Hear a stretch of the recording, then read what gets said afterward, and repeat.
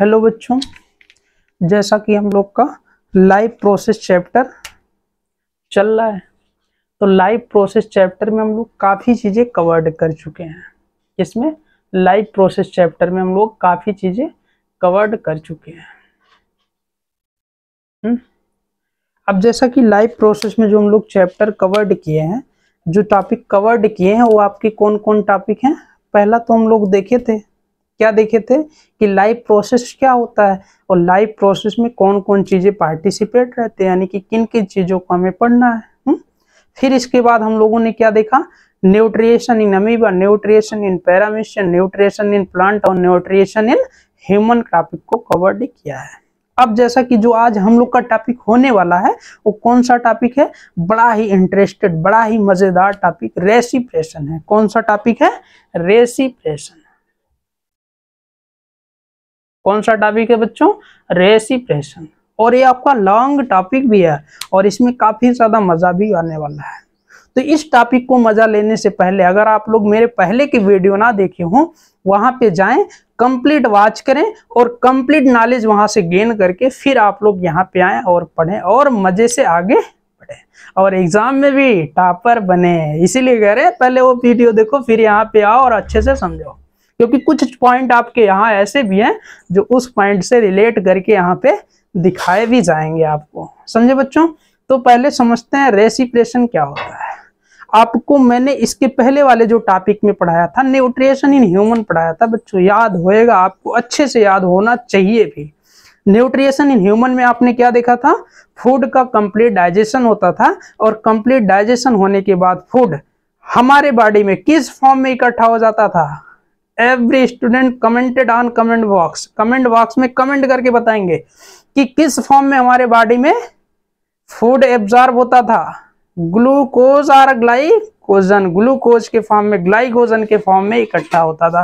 क्या है जो ग्लूकोज के फॉर्म में फूड एब्जॉर्ब हुआ है इसी तरीके से रहता है? नो, कंटिन्यूसली ब्रेक डाउन होके क्या करता है, एनर्जी का फॉर्मेशन करता रहता है। और यही जो ग्लूकोज कंटिन्यूसली ब्रेक डाउन होके एनर्जी का फॉर्मेशन कर रही है, इसी घटना, इसी इवेंट को ही हम लोग क्या नाम देते हैं? रेसिप्रेशन। कहने का मतलब रेसिप्रेशन ऐसा प्रोसेस है बच्चों जो कंटिन्यूसली ब्रेक डाउन होके किसका फॉर्मेशन करवाती रहती है? ग्लूकोज का फॉर्मेशन, सॉरी, एनर्जी का फॉर्मेशन करवाती रहती है। तो अगर रेसिप्रेशन का आप लोग डिफिनीशन देना चाहेंगे तो कैसे लिखेंगे बच्चों? What are respiration? Respiration is a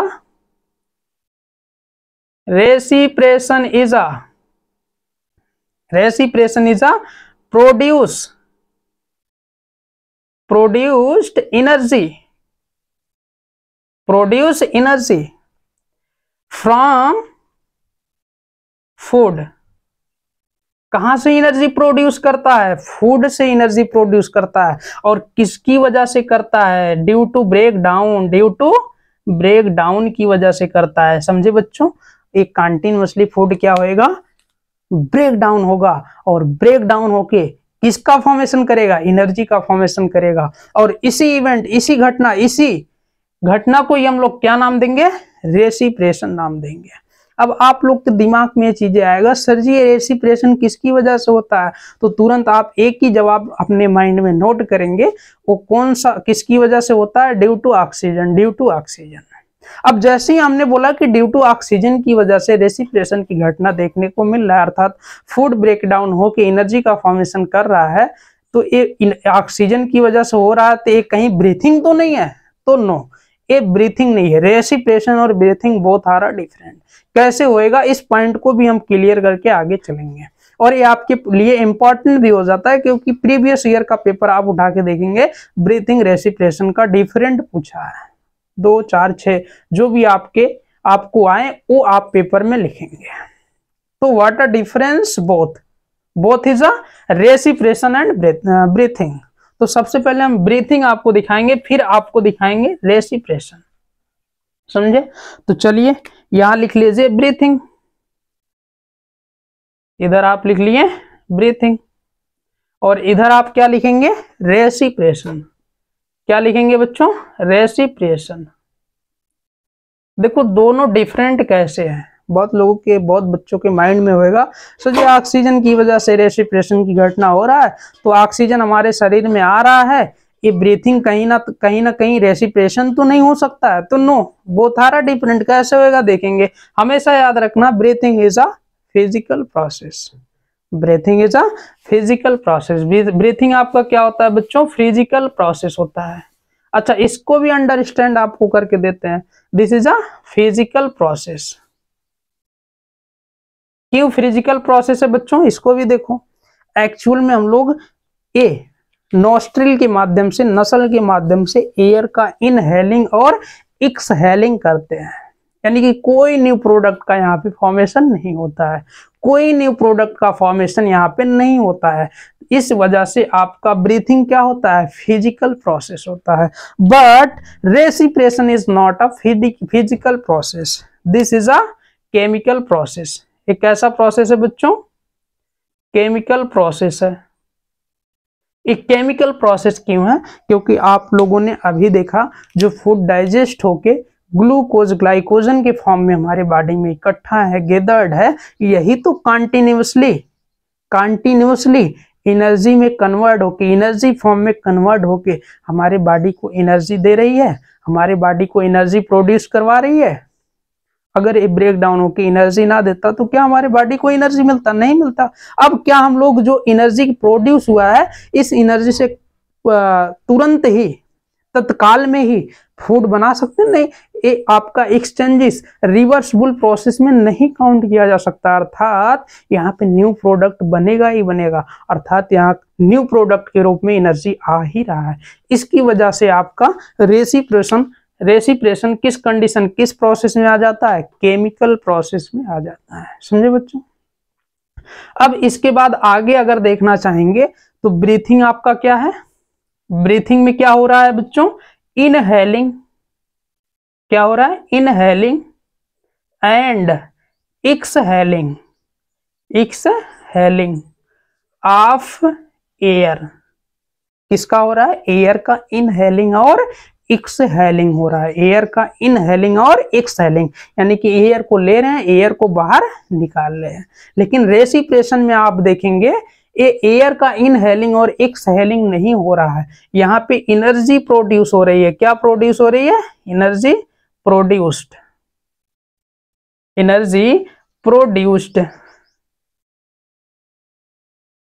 due to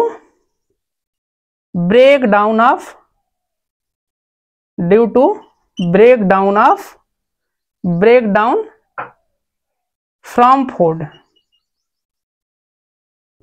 कहां से हो रहा बच्चों एनर्जी? कहां से एनर्जी प्रोड्यूस हो रहा है? ब्रेकिंग डाउन होके। किसका ब्रेकिंग डाउन होके? फूड का ब्रेकिंग डाउन होके। समझे? अब इसके बाद आगे देखो। अब यहाँ पे आप क्या देखेंगे? जो ब्रीथिंग प्रोसेस है, इस ब्रीथिंग प्रोसेस को कहीं ना कहीं कंप्लीट होने के लिए एनर्जी रिक्वायर्ड होती है। तो यहाँ पे क्या लिखेंगे? तीसरा पॉइंट क्या लिखेंगे? Energy required. बट लेकिन आपका जो आपका रेस्पिरेशन है, यहाँ पे एनर्जी क्या होएगा? प्रोड्यूस होएगा बच्चों। क्या होएगा? प्रोड्यूस, यानी कि एनर्जी यहाँ पे क्रिएट होती है, लेकिन यहाँ पे एनर्जी क्या होता है? रिक्वायर्ड होता है। बिना एनर्जी का इनहेलिंग और एक्सहेलिंग का होना पॉसिबल नहीं है। समझे बच्चों? अब देखो इसके आगे अगर हम लोग बढ़े तो ब्रीथिंग में आप क्या देखते हैं? इन अ हैपेंस, यानी कि कहां पे घटित होता है? Happens in lung. कहां पे होता है बच्चों? लंग में होता है। और ये आपका हैपेंस इन सेल। कहां पे होएगा बच्चों? सेल में। आप लोग को एक पॉइंट में वहां पे अंडरस्टैंड करवाना भूल गया।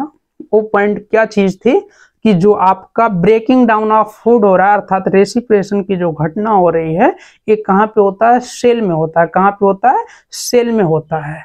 और ये जो सेल में ब्रेकिंग डाउन की घटना होता है, किसकी वजह से होता है बच्चों?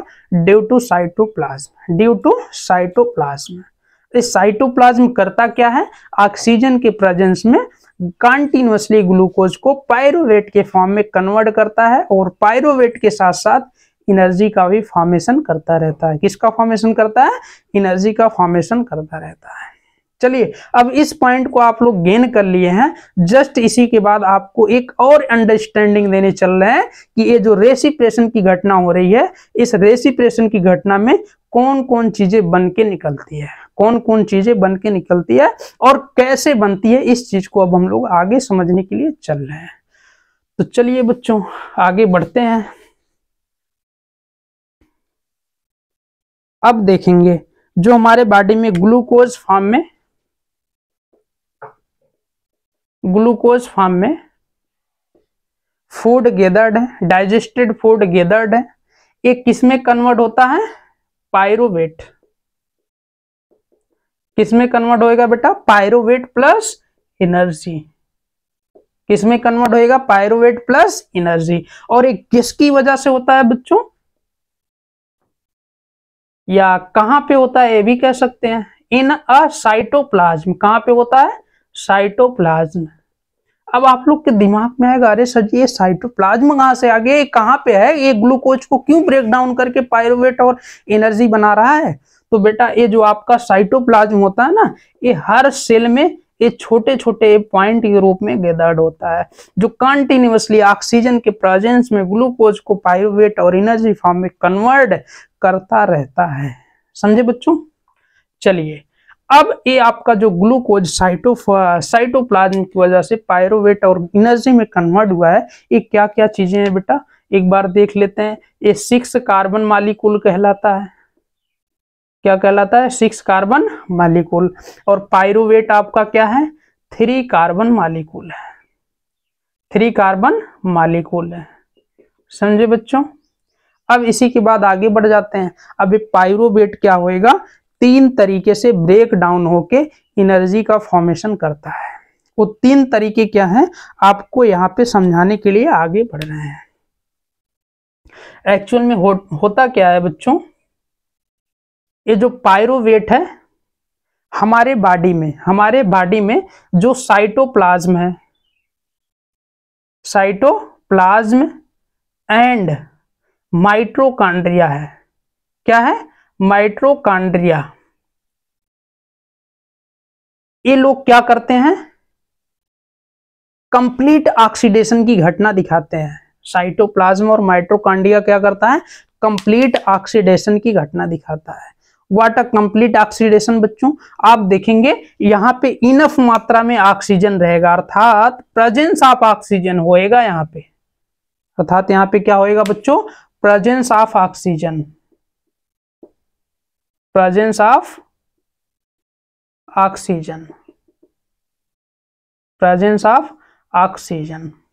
तो जैसे यहाँ पे प्रेजेंस ऑफ ऑक्सीजन होएगा बच्चों, आप देखेंगे ये जो पायरुवेट है इसका कंप्लीट क्या हो जाता है? ऑक्सीडेशन हो जाता है। कंप्लीट ऑक्सीडेशन का मतलब क्या होएगा बच्चों? यहाँ पे आपका इनफ मात्रा में CO2, इनफ मात्रा में H2O, इनफ मात्रा में एनर्जी प्रोड्यूस होएगा। क्या प्रोड्यूस होएगा? एनर्जी प्रोड्यूस होएगा। कहने का मतलब, अगर ऑक्सीजन इनफ मात्रा में है तो ज्यादा से ज्यादा यहाँ पे क्या मिलेगा? एनर्जी प्रोड्यूस होएगा। ज्यादा से ज्यादा क्या मिलेगा? एनर्जी प्रोड्यूस होएगा। अब इसके बाद जो आपका सेकंड तरीके से जो आपका पायरुवेट ब्रेक डाउन होके एनर्जी का फॉर्मेशन करेगा, वो कहां पे करेगा? इन मसल्स। कहां पे करेगा बच्चों? मसल्स में करेगा। कहां पे करेगा? मसल्स में करेगा। और कैसे करेगा इसको भी देखो। जैसे ही पायरुवेट ब्रेक डाउन होएगा, आप देखेंगे इस मसल्स में क्या बनता है? Lactic acid. क्या बनेगा? Lactic acid. और प्लस क्या बनेगा? एनर्जी बनेगी। क्या बनेगा बच्चों? एनर्जी बनेगा। ये 2 चीजें यहाँ पे प्रोड्यूस होएगा मसल्स में। और यहाँ आप देखेंगे मसल्स में ये चीजें क्यों बनना स्टार्ट होती हैं, तो इसका एक ही रीजन से, यहाँ पे लैक ऑफ ऑक्सीजन होता है, यानी कि ऑक्सीजन की कमी रहता है। देखो, ऑक्सीजन की कमी की वजह से भी आपका पायरुवेट किसमें आपका ब्रेक डाउन हो गया?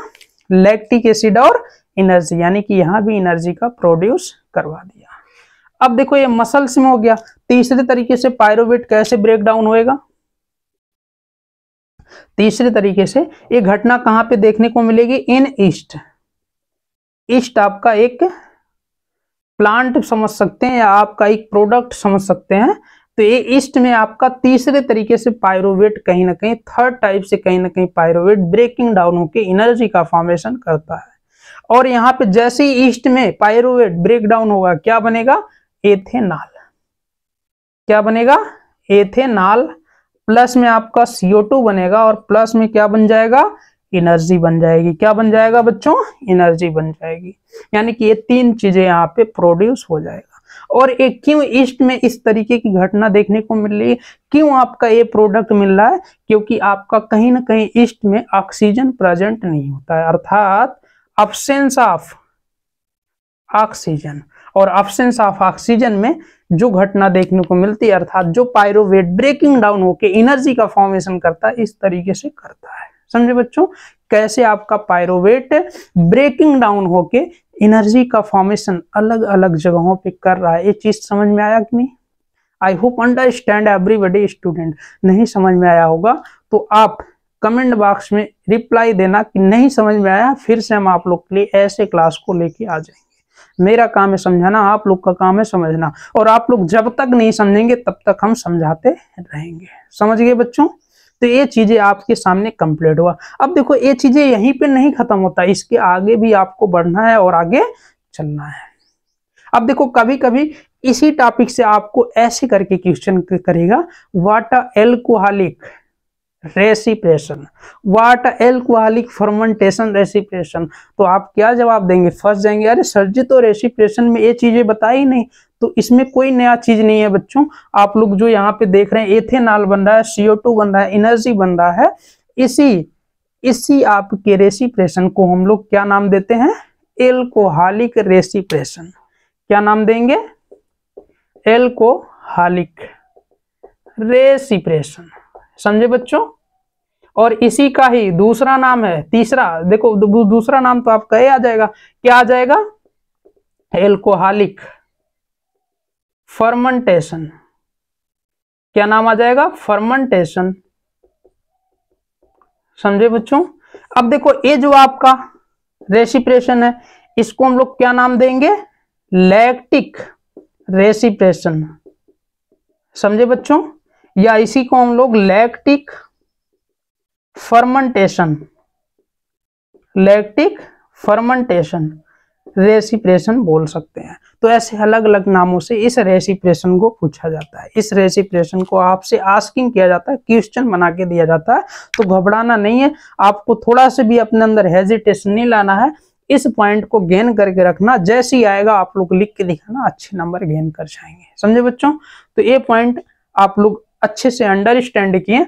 अब जस्ट इसी के बाद इसी से रिलेटेड ही हम आपको एक अगला पॉइंट दिखाने वाले हैं, जो आपके एग्जाम में पूछे जाने की संभावनाएं होती हैं। और वो आपका अगला पॉइंट क्या होएगा? Aerobic and anaerobic respiration. Aerobic respiration क्या होता है और एनएरोबिक रेसिप्रेशन क्या होएगा, इस चीज को देखेंगे। एक्चुअल में जो कंप्लीट ब्रेकिंग डाउन की घटना देखने को मिलती है जहां पे, वो आपका किस में आता है? एरोबिक रेसिप्रेशन में आता है। किस में आता है? एरोबिक रेसिप्रेशन में। लेकिन जहां कंप्लीट आपके ऑक्सीडेशन की घटना देखने को नहीं मिलती है, वो किस में आता है? एनएरोबिक रेसिप्रेशन में आता है। तो यहाँ पे आप देख सकते हैं एरोबिक रेसिप्रेशन, और इधर आपका क्या आ जाएगा? Anaerobic, anaerobic respiration. समझे बच्चों क्या होता है? पहले तो आप यहां देखेंगे, पॉइंट वाइज में करके चलेंगे। ये आपका क्या है? कहां पे अकर होता है? अकर्स कहां पे अकर्स होता है बच्चों? In cytoplasm and mitochondria. कहां पे होता है? माइटोकॉन्ड्रिया। समझे बच्चों? ये कहां पे अकर होएगा? साइटोप्लाज्म और माइटोकॉन्ड्रिया में। और ये कहां पे अकर हो रहा है? मसल्स एंड कहां पे हो रहा है बच्चों? मसल्स एंड ईस्ट में हो रहा है। और यहां पे देखेंगे ऑक्सीडेशन के लिए क्या देख पा रहे हैं? Complete oxidation, complete oxidation and complete breaking down होता है। क्या होता है बच्चों? Complete breaking down. और यहां पे आप देखेंगे इनकम्प्लीट ऑक्सीडेशन, ऑक्सीडेशन और इनकम्प्लीट ब्रेक डाउन होता है। क्या होता है? Break down. अब देखो इसमें जो तीसरा पॉइंट हम लोग लिखेंगे वो कौन सा पॉइंट होएगा बच्चों? ये आपका प्रेजेंस ऑफ ऑक्सीजन में होएगा, ये आपका अब्सेंस और लैक ऑफ ऑक्सीजन में होएगा। और एंड प्रोडक्ट के रूप में यहां क्या मिलेगा बच्चों? देखेंगे एंड प्रोडक्ट के रूप में क्या मिलेगा? एक तो आपका मिलता है CO2 और दूसरा क्या मिलेगा? वाटर।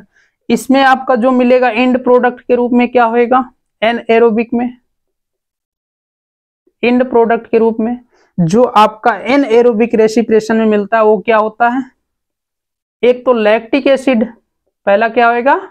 Lactic acid. दूसरा क्या होएगा? एथेनॉल।